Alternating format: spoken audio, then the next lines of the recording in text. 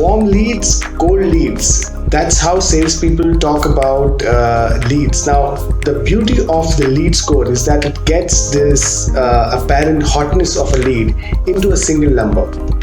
This is really the case study of the day.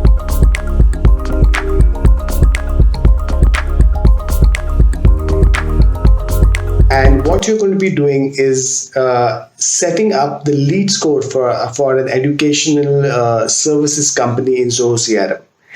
Now, lead score, as you can imagine, can be dependent on quite a few things. Like some of the main things which would be relevant for an educational services company could be, for example, has the prospect opened a mail, or has the prospect clicked on a mail, or how much time is the prospect spending on the website.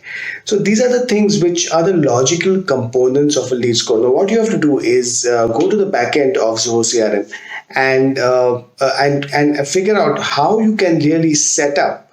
There is a tab for lead score, so you have to figure out how you can really set up the lead score in so that it reflects the 3 or 4 parameters that we just described.